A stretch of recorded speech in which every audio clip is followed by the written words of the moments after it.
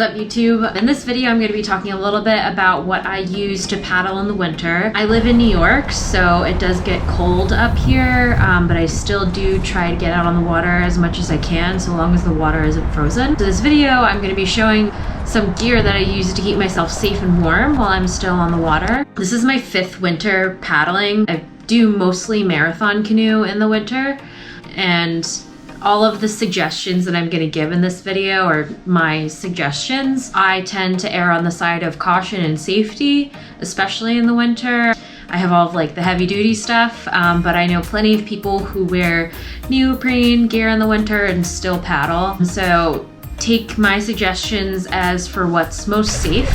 You can dress however you want based on your risk assessment and personal comfort and the weather and water conditions where you live. But again, I tend a little bit more towards safety. All right, I'm gonna start with what to wear on your feet. I think I have this one down pretty good. I found something that I really like, and they are... This is the NRS Boundary Boot. Right now, they're being sold on various websites for about $104. You can find it on REI, NRS, and right now the current model is different from when I bought them. Now they have laces on the front, and the sole is different. So here I have Velcro on the front, and the sole, at least I haven't tried the new ones, but this like is still a little flexible. The current one looks a little bit more like a regular shoe, and a little thicker and maybe less flexible, but I haven't tried them, so I don't really know. This one's made out of 3mm neoprene, which is pretty thick neoprene, and it has a strap at the top for when you put it on your calf, you can tighten it. So in these boots, your feet stay pretty warm. I've tried many things in the past to keep my feet warm in the winter, like sneakers and plastic bags as socks. That was not good. Hand warmers in my shoes, which doesn't work because the hand warmers need oxygen to get hot, and plain old like thin neoprene booties, and these boots are the best boots that I found and keep your feet pretty warm. Your feet still will get cold, especially if you're out paddling for a long time, or if you're in a kind of boat where your feet are getting wet constantly, like in an outrigger canoe with unplugged venturi drains. That's kind of why I mostly do marathon canoe in the winter, because your feet aren't getting wet. But if you're not launching from a dock, you can submerge your feet for a little bit before the water penetrates the boot because the neoprene is so thick. And that's a pretty good feature, I think. It's unisex sizing, but I would recommend sizing up to accommodate for heavy socks. With this strap on the top of the boot, if you get your leg like all the way in the water is gonna come in over the top of the boot. This is not a seal, so then you're gonna have wet feet anyway, but that's why I like to pull this as tight as possible against your calf, just to prevent as much water from getting in as possible. If you're not ready to make an $104 investment, when I first started, I wore these booties.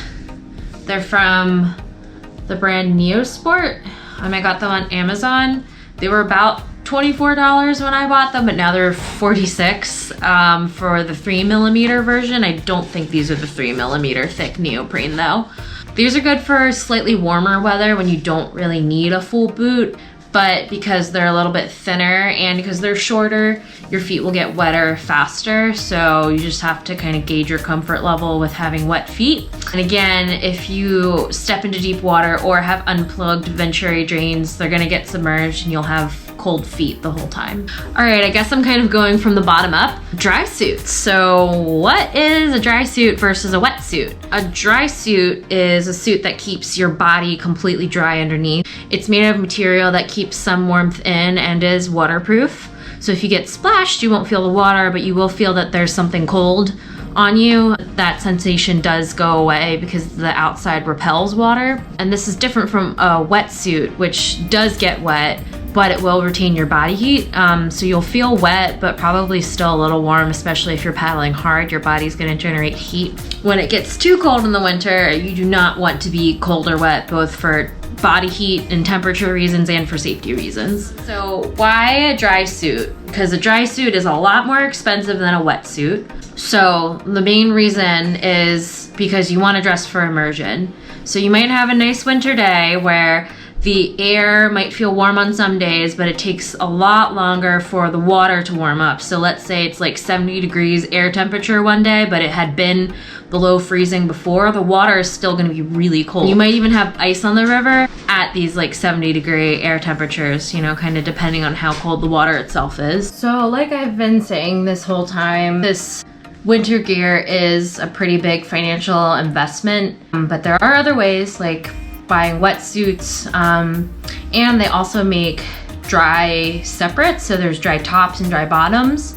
This is a little bit more of an affordable way to get some of the benefits of the dry suit, mostly the heat retention and waterproof features, but it does not prevent necessarily water from getting in if you do fall in, especially at the waist for both the top and the bottom. If you don't secure it enough, the water has potential to get in there, which you don't want, especially in the winter. But that is a more affordable way to get the benefits of a dry suit without actually buying a dry suit. So my biggest safety tip is to, again, dress for immersion. Planning that you're gonna fall in, no matter how stable you think you are. You really just wanna plan for the worst and hope for the best. A kind of quantitative rule that I use is if the air temperature plus the water temperature is under 100 degrees Fahrenheit, then wear a dry suit. And it might be tempting when that number is between 90 and 100 to not wear one, but again, I'm a person that errs more toward the side of safety, but again, you should also judge in your own comfort level for that. Underneath the dry suit, you still need to dress warmly, but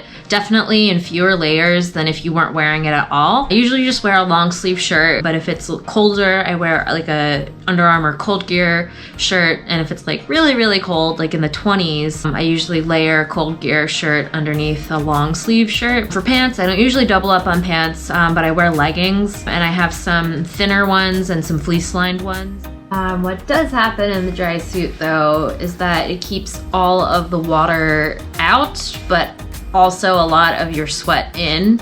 So it'll feel like you're getting wet on the outside, but it's really just your sweat on the inside condensating. So like you'll be hot and cold at the same time. It's a very weird sensation, but you're still safe.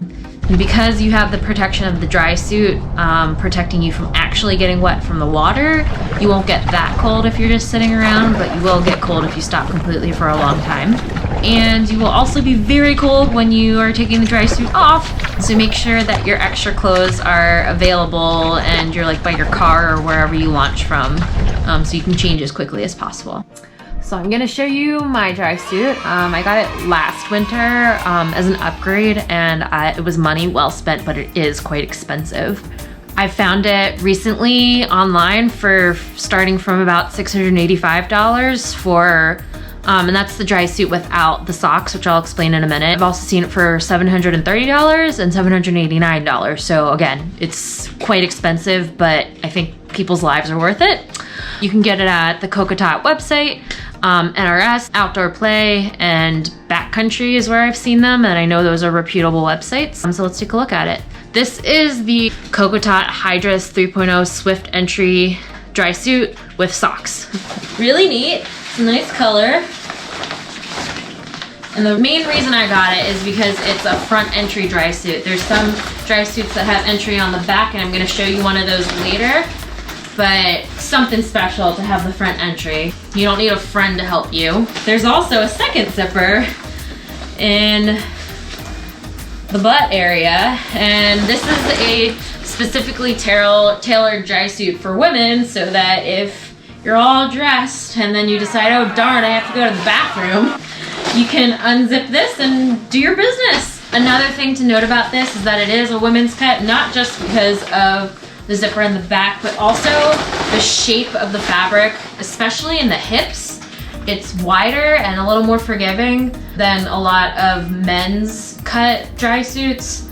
I actually bought one of those before I bought this one, and I could not squeeze my hips through this area because it's designed thinking that men have narrower hips. So there's a lot of extra fabric here.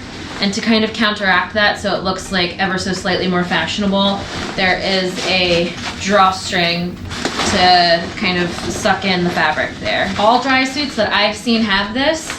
They have rubber gaskets in the arms, and rubber gaskets on the neck, and this rubber to skin contact is what keeps the water out, mostly because it's like really tight to your body. This one also has little neoprene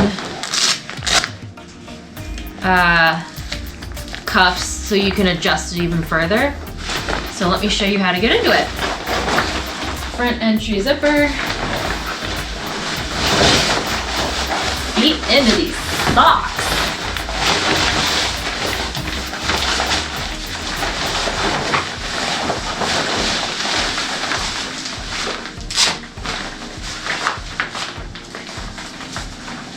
And this might be the worst part, is putting your head through the neck gasket. This must be what it's like to go through the birth canal.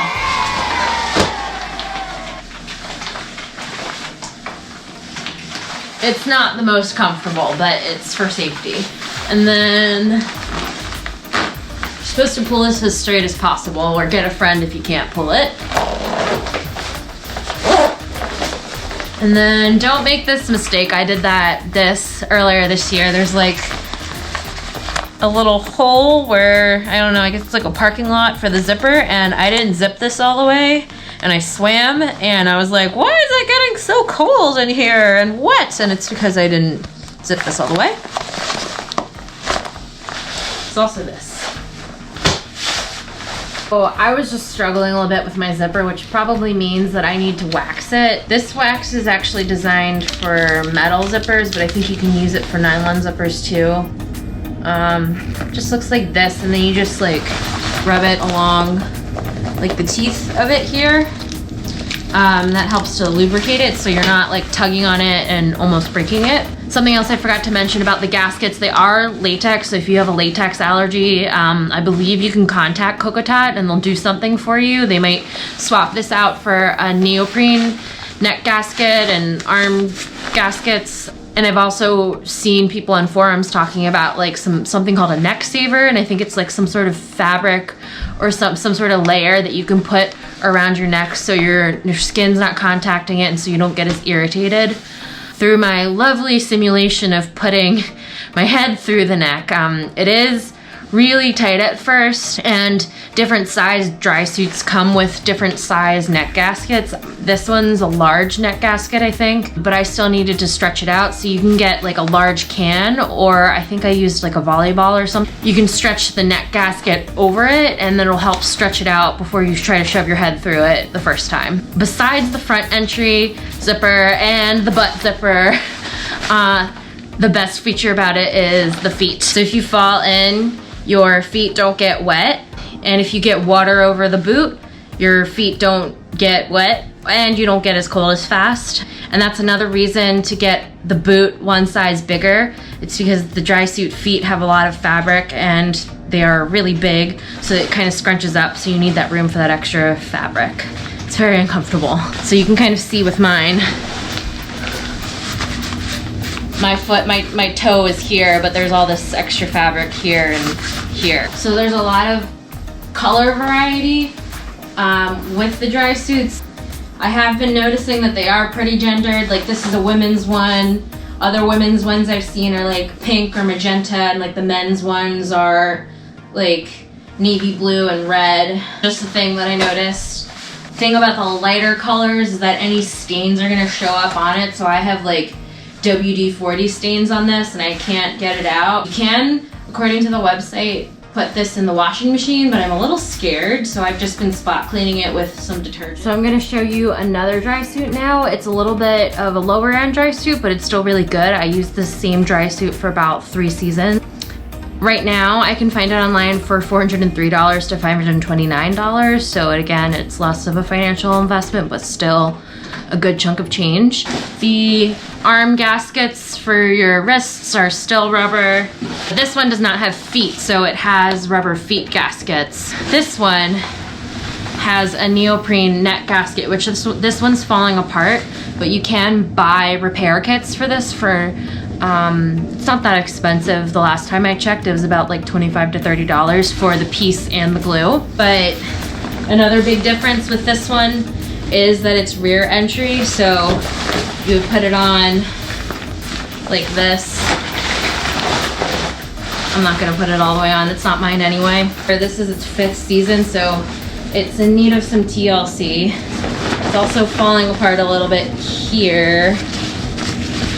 So it's not sealed here and it's not waterproof anymore. They make neoprene glue, which we're gonna try on that at some point to fix it. So this is a really good starter dry suit, but like I said, the biggest downside is that it's rear entry.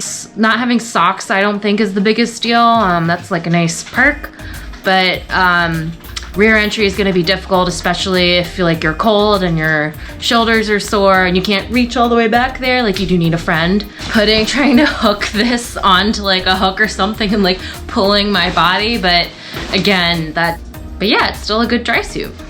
So next, working my way up, sort of. Gloves. So I've been using these gloves, which are still wet, lovely. These are the NRS Hydroskin gloves. It's a women's size. I think I got a medium. There's like a chart on the NRS website where you can measure your hand and figure out what works for you. I like these because they're not too thick. They're on the thinner side and they have like grips on them. What happens when you have gloves that are too thick is that, for me at least, I grip my paddle harder because I can't like feel it on my hand.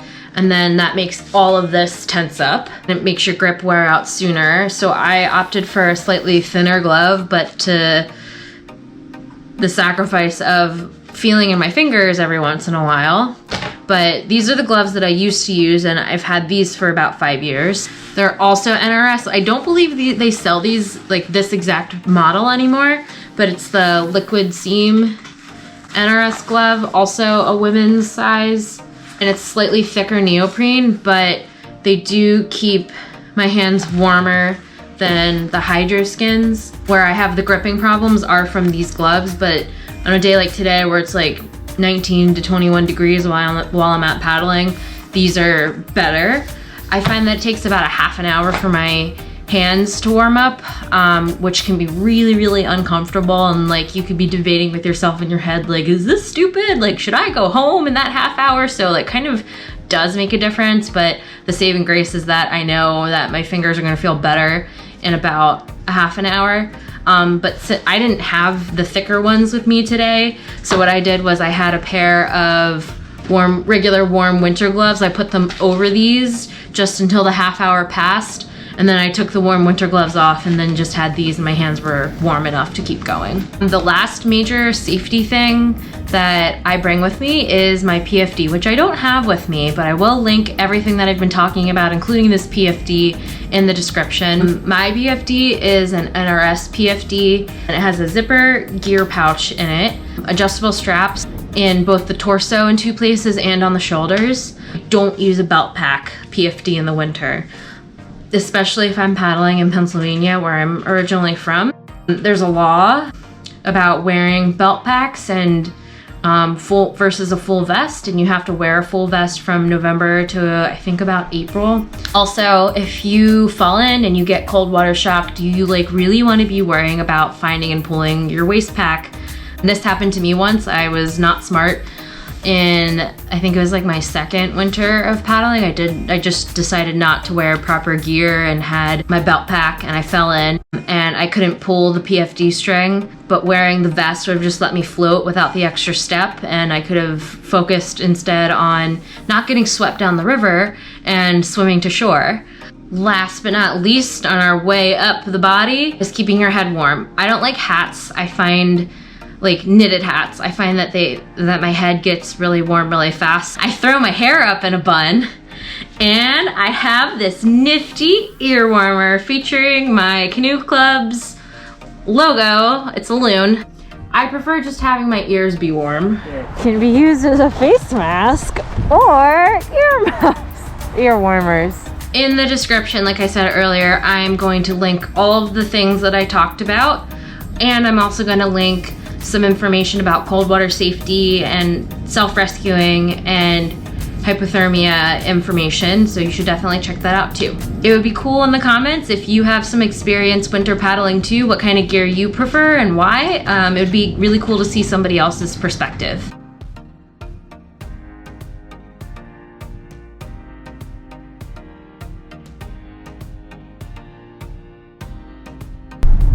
Honey, why do we do this to ourselves? Because you're dumb. Say that again? Because we're dumb. Oh, okay, that's what I thought. We're good! No, keep paddling! Keep paddling!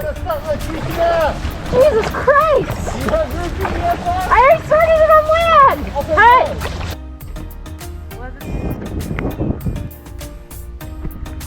I think we're gonna get frosted.